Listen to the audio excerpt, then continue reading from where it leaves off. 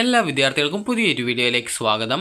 ഈ വർഷത്തെ Kerala engineering pharmacy third അലോട്ട്മെൻറ്റിലേക്കുള്ള പുതുതായിട്ടുള്ള ഓപ്ഷൻ രജിസ്ട്രേഷനും അതുപോലെ തന്നെ ആർക്കിടെക്ചർ കോഴ്സിലേക്കുള്ള സെക്കൻഡ് അലോട്ട്മെൻറ്റും MBBS BDS കോഴ്സിലേക്കുള്ള ആദ്യ അലോട്ട്മെൻറ്റിനായിട്ടുള്ള ഓപ്ഷൻ രജിസ്ട്രേഷനും ഇന്ന് രാത്രി 11:59 അവസാനിക്കും. അതുപോലെ തന്നെ എഞ്ചിനീയറിംഗ് ഫാർമസി കോഴ്സുകളിലേക്ക് സെക്കൻഡ് അലോട്ട്മെൻറ്റ് ലഭിച്ച വിദ്യാർത്ഥികൾക്കുള്ള അഡ്മിഷൻ നാളെ വൈകുന്നേരം 3 മണിക്ക് അവസാനിക്കും.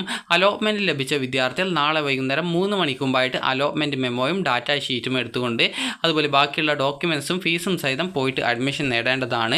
അതുപോലെ വിദ്യാർത്ഥികൾ നിങ്ങളുടെ ഡാറ്റ ഷീറ്റിൻ്റെയും അലോട്ട്മെൻറ്റ് മെമ്മോയുടെയും ഒരു എക്സ്ട്രാ കോപ്പി നിങ്ങളുടെ കയ്യിൽ സൂക്ഷിച്ചു വെക്കേണ്ടതാണ്. ഭാവിയിൽ വല്ല ആവശ്യം ഉണ്ടെങ്കിൽ അത് നിങ്ങൾക്ക് ഉപയോഗിക്കാൻ സാധിക്കും. ഈ ഒരു അലോട്ട്മെൻറ്റ് മെമ്മോയും ഡാറ്റ ഷീറ്റും പിന്നീട് നിങ്ങൾക്ക് വെബ്സൈറ്റ് വഴി ഡൗൺലോഡ് ചെയ്യാനുള്ള സൗകര്യം ഉണ്ടായിരിക്കുന്നതല്ല. അപ്പോൾ അതുകൊണ്ട് തന്നെ വിദ്യാർത്ഥികൾ അഡ്മിഷൻ എടുക്കാൻ പോകുന്ന സമയത്ത് ഇതിൻ്റെയൊക്കെ എക്സ്ട്രാ ഓരോ കോപ്പി വീതം നിങ്ങളുടെ 1-2 കോപ്പി വീതം നിങ്ങളുടെ കയ്യിൽ സൂക്ഷിച്ചു വെക്കാനായിട്ട് പ്രത്യേകം ശ്രദ്ധിക്കുക. അതുപോലെ തന്നെ വിദ്യാർത്ഥികൾക്ക് എഞ്ചിനീയറിംഗ് ഫാർമസി കോഴ്സിലേക്കുള്ള 3ാം അലോട്ട്മെൻറ്റിന് വിദ്യാർത്ഥികൾ പുതുതായിട്ട് ഓപ്ഷൻ രജിസ്ട്രേഷൻ ചെയ്യണം. പുതുതായിട്ട് ഓപ്ഷൻ രജിസ്ട്രേഷൻ ചെയ്ത് കൺഫേം ചെയ്യാതെ വിദ്യാർത്ഥികളെ ഈ ഒരു അലോട്ട്മെൻറ്റിൽ പരിഗണിക്കുന്നതല്ല. വിദ്യാർത്ഥികൾ വെറും കൺഫർമേഷൻ മാത്രമല്ല ചെയ്യേണ്ടത്, പുതുതായിട്ട് കോളേജുകൾ ആഡ് ചെയ്യുകയും ചെയ്യണം. നിങ്ങളുടെ ഫസ്റ്റ് സെക്കൻഡ് അലോട്ട്മെൻറ്റുകളിൽ ഉണ്ടായിരുന്ന ഓപ്ഷൻസൊക്കെ റിമൂവ് ചെയ്യപ്പെട്ടുള്ളത് കൊണ്ടാണ് പുതുതായിട്ട് വീണ്ടും ഓപ്ഷൻ നൽകണം എന്ന് പറയാനുള്ള പ്രധാനപ്പെട്ട ആ ഒരു കാരണം. അതുപോലെ തന്നെ MBBS BDS കോഴ്സിലേക്കുള്ള ഫസ്റ്റ് അലോട്ട്മെൻറ്റിലേക്കുള്ള ഓപ്ഷൻ രജിസ്ട്രേഷനും ഇന്ന് രാത്രി 11:59 അവസാനിക്കുന്നത്. ആർക്കിടെക്ചർ കോഴ്സിലേക്ക് പുതുതായിട്ട് ഓപ്ഷൻ നൽകാനുള്ള വിദ്യാർത്ഥികൾ നൽകാനായിട്ട് ശ്രദ്ധിക്കുക.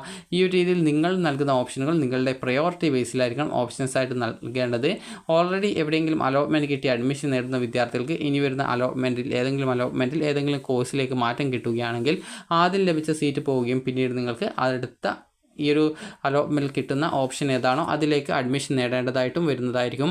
അതുപോലെ പുതുതായിട്ട് കരുണ മെഡിക്കൽ കോളേജ് വന്നിട്ടുണ്ട്. അത് താല്പര്യമുള്ള വിദ്യാർത്ഥികൾക്ക് വേണമെങ്കിൽ നൽകാം. നിങ്ങൾക്ക് ഗവൺമെൻറ് കോളേജിലാണ് MBBS എങ്കിൽ ഏകദേശം 23,150 രൂപയും, ഡെൻ്റൽ കോളേജ് ആണ് ഗവൺമെൻറ് എങ്കിൽ 20,080 രൂപയുമാണ് ഒരു വർഷത്തെ ഫീസ് വരിക. നിങ്ങൾക്ക് ഈ ഒരു സെൽഫ് ഫിനാൻസ് കോളേജിലെ ഈ ഒരു 85% മെറിറ്റ് സീറ്റിലേക്കാണെങ്കിൽ ഏകദേശം ഒരു 8 ലക്ഷം രൂപയ്ക്കുള്ളിലാണ് ഒരു വർഷത്തെ ഫീസ് വരുന്നത്. അതുപോലെ തന്നെ നിങ്ങൾക്ക് NRI സീറ്റാണെങ്കിൽ 20 ലക്ഷം രൂപയാണ് ഒരു വർഷത്തെ ഫീസ് ഇനത്തിൽ വരിക. അപ്പോൾ വിദ്യാർത്ഥികൾക്ക് ഈ ഒരു വീഡിയോ ഉപകാരപ്രദമായിട്ടുണ്ടെന്ന് കരുതുന്നു. അപ്പോൾ വിദ്യാർത്ഥികൾക്ക് ഈ ഒരു ഓപ്ഷൻ രജിസ്ട്രേഷൻ ചെയ്തിട്ടില്ലെങ്കിലും അതുപോലെ തന്നെ എഞ്ചിനീയറിംഗ് ഫാർമസി കോഴ്സിലേക്കുള്ള സെക്കൻഡ് അലോട്ട്മെൻറ്റ് ലഭിക്കുകയും അഡ്മിഷൻ നേടിയിട്ടില്ല എങ്കിൽ നാളെ വൈകുന്നേരം 3 മണിക്ക് മുമ്പായിട്ട് പോയിട്ട് അഡ്മിഷൻ നേടുക. അപ്പോൾ വിദ്യാർത്ഥികൾക്ക് ഈ ഒരു വീഡിയോ ഉപകാരപ്രദമായിട്ടുണ്ടെങ്കിൽ ലൈക്ക് ചെയ്യുക, ഷെയർ ചെയ്യുക. Thank you for watching.